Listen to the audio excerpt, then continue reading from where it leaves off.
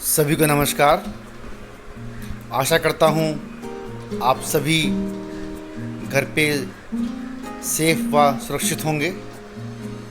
बच्चों, आज हम बात करेंगे क्लास 11th के चैप्टर 6 के बारे में, physical activity and leadership training. बच्चों, मैं नीरज कुमार TGT PNHE केंद्रीय विद्यालय ग्रेटर नोएडा आगरा संभाग से आप सभी के सामने एक PPT वीडियो लेकर प्रस्तुत हुआ हूँ। आशा करता हूँ इस वीडियो से आपको इस चैप्टर के बारे में काफ़ी कुछ क्लियर हो जाएगा। तो आइए बात करते हैं class 11th physical education chapter 6 के बारे में, physical activity and leadership training.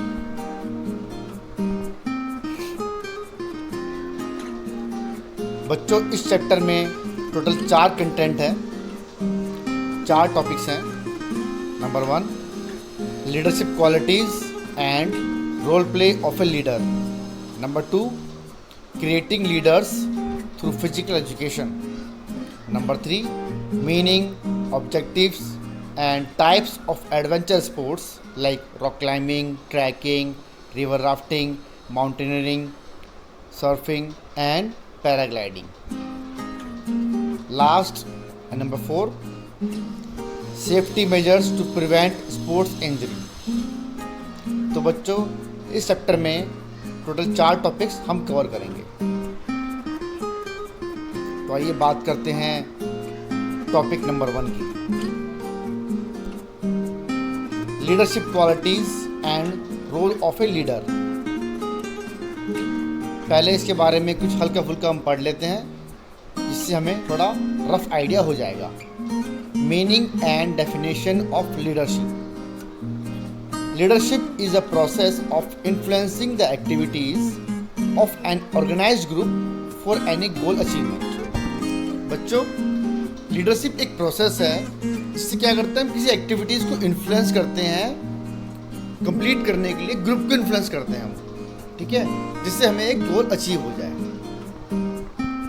Leadership is the quality which enable the person to take initiative and guide other in performing some required task. किसी टास्क को करने के लिए किसी ग्रुप को, लोगों को गाइड करना और इनिशिएटिव लेना इज कॉल्ड लीडरशिप।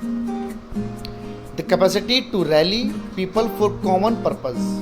और लोगों को रैली करना, लोगों को गाइड करना, उसे बोलते हैं लीडर, ठीक है। जैसे हम जितने ही हमारे लीडर हैं, पॉलिटिशियन हैं, उन्हें हम लीडर बोलते हैं, क्योंकि वो लोगों को गाइड करते हैं, लोगों को रैली करते हैं और एक टास्क करने की बात को पूरा करते हैं। Qualities of a leader. एक लीडर में क्या क्या क्वालिटीज होनी चाहिए? तो there are many qualities which should be content in the leader. तो आइए इनके बारे में बात करते हैं। Number 1, energetic. लीडर का एनर्जेटिक होना बहुत ज़रूरी है, जिससे वो दूसरों को गाइड कर सके। अगर लीडर एनर्जेटिक नहीं होगा तो बाकी हमारा ग्रुप भी डल हो जाएगा। Number 2, friendliness and affection.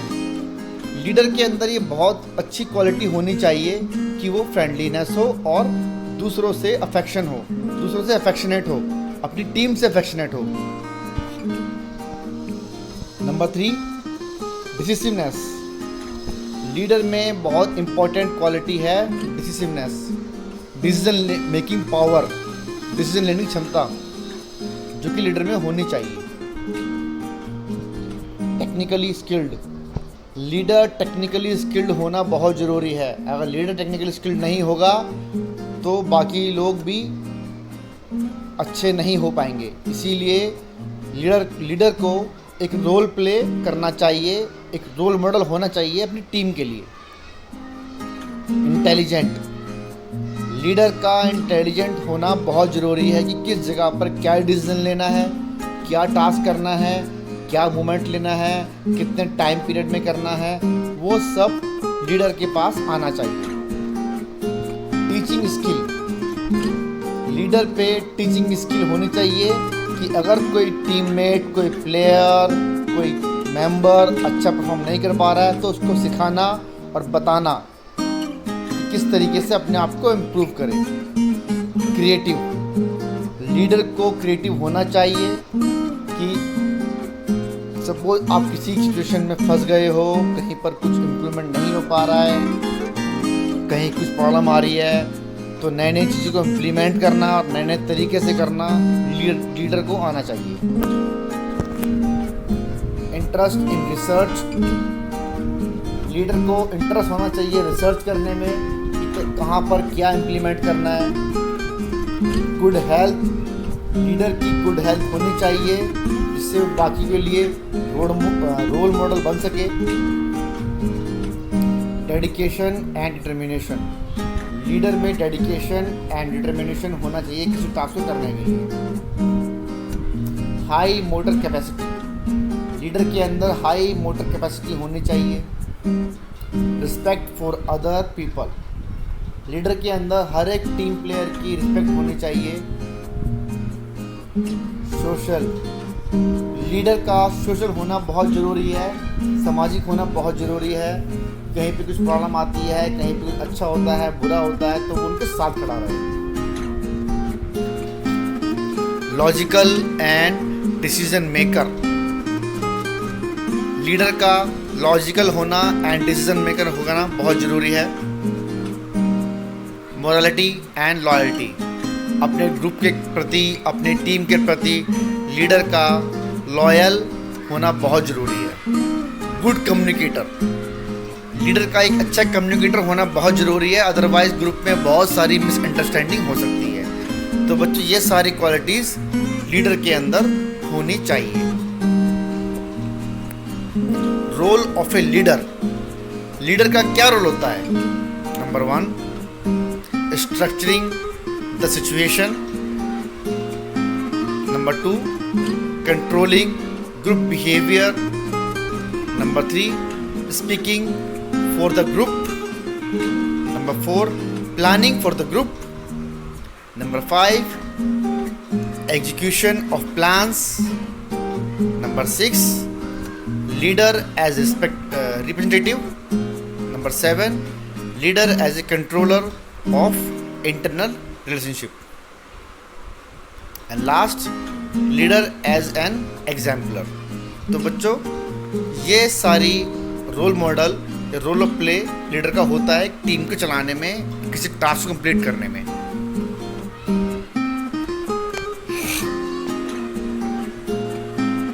Creating leaders through physical education, physical education के थ्रू हम किस तरीके से लीडर बना सकते हैं। Identify the students with different skill like motivating team, communicating, planning and observe their progress. Physical education के थ्रू हमें पता करना, हमें आइडेंटिफाई करना है कि किस बच्चे में ये स्किल्स हैं, मोटिवेटिंग टीम को मोटिवेट करने की स्किल्स है, और अच्छी कम्युनिकेशन स्किल्स है, प्लानिंग करने की स्किल्स है। ऑब्जर्व देयर प्रोग्रेस, तो उसको हम ऑब्जर्व करेंगे और उनकी प्रोग्रेस को ऑब्जर्व करेंगे। जैसे कि हम टीम में क्लास में बच्चों को खिला रहे हैं, तो उसमें कुछ बच्चे ऐसे होते हैं जो लीड करते हैं कि नहीं तुम यहाँ खड़े हो जाओ, तुम इधर खड़े हो जाओ, तुम ऐसे करो वैसे करो। तो ये सब क्वालिटी लीडर में होती है, तो उसको ऑब्जर्व करना है और उन्हें मोटिवेट करना है। Identify the new students with leadership quality and provide them opportunity to lead. हमें नए बच्चों को पहचानना है और उनको अपॉर्चुनिटी देनी है लीड करने की। बेटा आप टीम कैप्टन हो, आप टीम को लीड करो, जिससे इनमें क्वालिटी डेवलपमेंट हो। Approach for improving leadership skills, give various responsibility of an event. उनको अगर आपके स्कूल में स्पोर्ट्स डे होता है, या एनुअल डे होता है, या कोई और एक्टिविटी होती है, उन्हें हमें काम देना चाहिए कि बेटा आपको ये काम करना है, ठीक है, जिससे उनको जिम्मेदारी देना है, जिससे उनकी लीडरशिप क्वालिटी इम्प्रूव हो। प्रोवाइड लीडरशिप ट्रेनिंग, उनको ट्रेनिंग देनी लीडरशिप की कि बच्चा अगर आपको ये सिचुएशन में फंस जाओ तो ये करना है, आपको इस कंडीशन में ये करना है, यहाँ पे ये करना है, तो उनको वो ट्रेनिंग देना। Provide regular opportunity to improve, उनको लगातार टाइम टू टाइम अपॉर्चुनिटी देनी है। Recognise their achievement by facilitating them at different forums, उनको अलग अलग जगह पर डिफरेंट अचीवमेंट्स की रिकॉग्निशन देनी है। तो बच्चों, फिजिकल एजुकेशन के थ्रू इस तरीके से हम किसी लीडर को क्रिएट कर सकते हैं।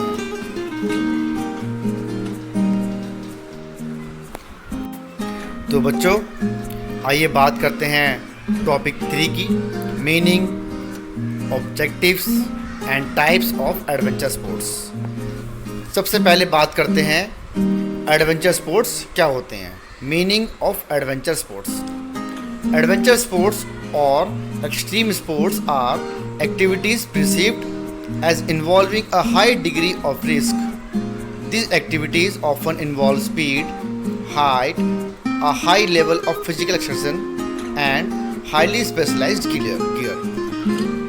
तो बच्चों, जैसे कि इसकी मीनिंग से क्लियर होता है, एडवेंचर स्पोर्ट्स और एक्सट्रीम स्पोर्ट्स वो स्पोर्ट्स होते हैं जिनमें बहुत ज़्यादा हाई रिस्क होता है और जो नेचर की गोद में खेले जाते हैं, चाहे वो हाइट हो, स्पीड हो, तो इसे बोलते हैं एडवेंचर स्पोर्ट्स। और इसमें कुछ स्पेशलाइज्ड स्पोर्ट्स गियर, मतलब सेफ्टी गियर्स यूज किए जाते हैं। तो आइए बात करते हैं ये स्पोर्ट्स कौन कौन से स्पोर्ट्स होते हैं। पहले बात करते हैं इनके ऑब्जेक्टिव्स की कि इनका क्या उद्देश्य होता है। Objectives of adventure sports. There are many objectives of adventure sports like to develop self confidence, अपने सेल्फ कॉन्फिडेंस को डेवलप करने के लिए होते हैं। बिल्ड कंसंट्रेशन, आपका जो कंसंट्रेशन है उसको इम्प्रूव करने के लिए होते हैं। नर्चर बॉन्डिंग विद नेचर, आपको अपने आप को नेचर से मिलाने के लिए होते हैं।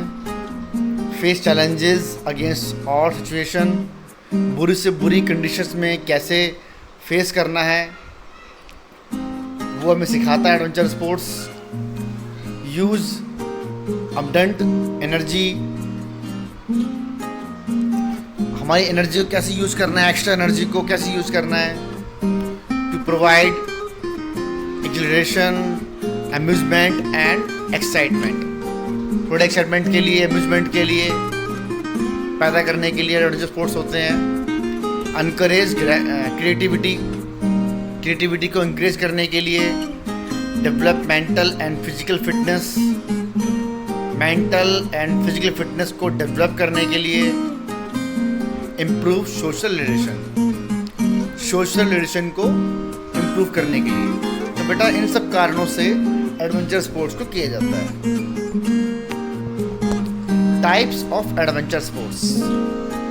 There are many types of adventure sports. आपने लोगों ने नाम भी सुना होगा, rock climbing, trekking, river rafting, mountaineering, surfing, paragliding. तो आइए इनके 1 बाय 1 के बारे में बात करते हैं। Number 1, rock climbing.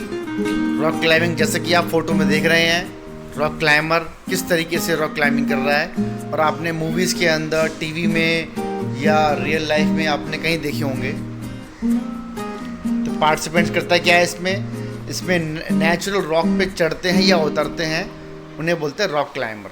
ठीक है, इसमें बहुत ज़्यादा फिजिकल इंटेंस वर्कआउट की ज़रूरत होती है, स्ट्रेंथ की ज़रूरत होती है, एंड्रेंस की, एजिलिटी की, बैलेंस की, इन सब की बहुत अच्छी ज़रूरत होती है। There are many types of rock climbing also, like ad climbing, free climbing, traditional climbing, sports climbing, top lead climbing, solo climbing, bouldering climbing। ये सब तरह तरह की क्लाइंबिंग होती है। Number 2, trekking. आपने नाम सुना होगा, ये कुछ बच्चों ने किया भी होगा, जो आप लोग पहाड़ों पे या कहीं पे पैदल ट्रैक करते हैं। आपके स्कूल के कैंप भी गए होंगे ट्रैकिंग करने के लिए। ठीक है, तो इसमें tracker carry important material like tent और स्लीपिंग बैग्स, फूड सप्लाई, रोप, सेफ्टी किट्स एक्सेट्रा, ये सब अपने साथ कैरी करते हैं और पैदल चलते हैं। टाइप्स ऑफ ट्रैकिंग भी आपकी 4 तरीके की होता है बेटा। Easy trekking, difficult trekking, moderate trekking and strenuous trekking. River rafting, ये आपने देखा होगा बच्चों टीवी में, मूवीज़ में, और कहीं और देखा होगा आपने कि काफ़ी ऋषिकेश की तरफ या हिमाचल की तरफ रिवर राफ्टिंग काफ़ी प्रचलन में है। It is a challenging recreational outdoor activity in which a raft is used for transport in water। ठीक है बेटा, वाटर में ट्रांसपोर्ट करने के लिए राफ्ट यूज़ करते हैं। कुछ लोग बैठ जाते हैं इसमें और चप्पू चलाते हैं, और इसमें स्पेशल तरीके की सेफ्टी मेजर्स लेने पड़ते हैं। River rafting grades of difficulty, तो यहाँ पे डिफरेंट ग्रेड्स है डिफ़िकल्टी के। Grade 1 very small area, easy waves, mainly flat water, no mountaineering required. Grade 1 में कोई माउंटेन रिक्वायर्ड नहीं होता, फ्लैट वाटर में राफ्टिंग करते रहते हैं। Grade 2 some rough water, there may be some rocks, some manoeuvring required. कुछ थोड़े बहुत रॉक होते हैं और थोड़ा वाटर का फ्लो होता है बस। Grade 3 there may be difficult passage due to bubble and water may look wide, require significant monitoring, experience and strong paddling skills are required। यहाँ पर केवल जो स्किल्स होते हैं ना बेटा वही लोग करते हैं, और पानी बहुत तेज होता है। Grade 4 there may be large wave and rocks, बहुत ज़्यादा लार्ज में और वेव हो सकती है, रॉक्स हो सकता है, स्पेशलाइज्ड पैडलिंग की जरूरत होती है बेटा। Grade 5 extremely difficult level, large waves, large rocks and large volume of water, requires very precise monitoring। Participants with advanced experience should attempt। इसको हर कोई अटेंड कर सकता, जिनको एडवांस एक्सपीरियंस दो राफ्टिंग के बारे में वही लोग इसको अटेंड कर सकते हैं। Grade 6 rafter can accept to face the huge wave, demands great physical and mental toughness, can cause serious injury or death। तो बेटा ग्रेड 6 बहुत ज़्यादा डिफिकल्ट होता है, जिसमें लोगों की डेथ भी हो सकती है। तो ये सब राफ्टिंग के ग्रेड्स हैं। माउंटेनियरिंग मतलब पर्वतारोहण, आपको पता ही होगा, आपने मूवीज़ और टीवीज़ में देखा होगा। It is a risky adventure sports, बहुत रिस्की एडवेंचर स्पोर्ट्स होता है। It is considered as an extreme sport. It requires a lot of planning and equipments. It requires physical fitness, endurance, determination, ascending and descending skill over snow clad peaks in extremely hostile condition. तो बच्चों बहुत ही risky होता है mountaineering. इसमें आपको physical fitness भी चाहिए, endurance भी चाहिए और डिटर्मिनेशन भी चाहिए। सर्फिंग, ये आपने देखा होगा बेटा मूवीज़ में। Surfing is the sport of riding wave in an upright और प्रोन पोजीशन। आपने देखा होगा काफ़ी लोग सर्फ करते रहते हैं। वेव के ऊपर सर्फ करना, समुद्र में वेव के ऊपर सर्फ करना होता है, बहुत रिस्की होता है ये भी। और इसमें एक सर्फर बोर्ड होता है जिसके ऊपर सर्फर खड़े होते हैं और वेव के साथ खेलते हैं। पैराग्लाइडिंग, ये आजकल बहुत ज़्यादा हो रहा है, प्रचलन में है, पहाड़ों में बहुत ज़्यादा होता है, हिमाचल में और उत्तराखंड की तरफ तो काफ़ी होता है बेटा ये। Paragliding is a recreational and competitive adventure sport of flying paragliders. इसमें आपने देखा होगा कि पैराग्लाइड करते हैं और कुछ लोग बैठ जाते हैं आपके सपोर्ट के लिए और हवा में उड़ते हैं। Safety measures to prevent sports injuries. बच्चों जब आप ये सब एडवेंचर स्पोर्ट्स कर रहे हो तो क्या क्या सेफ्टी मेजर्स हमको यूज़ करने चाहिए। पहला, warm up is necessary before practice और ट्रेनिंग। जब भी आप इसकी प्रैक्टिस से ट्रेनिंग कर रहे हो तो प्रॉपर वार्मिंग अप बहुत ज़रूरी है, अवॉइड इंजरी। बी हाइड्रेट, आपको हाइड्रेट होना चाहिए क्योंकि इसके अंदर मसल्स का बहुत ज़्यादा स्ट्रेंथ, बहुत ज़्यादा एंड्योरेंस यूज होता है, बहुत ज़्यादा मेंटल फिटनेस यूज होती है, तो आपकी बॉडी में प्रॉपर हाइड्रेट होनी चाहिए।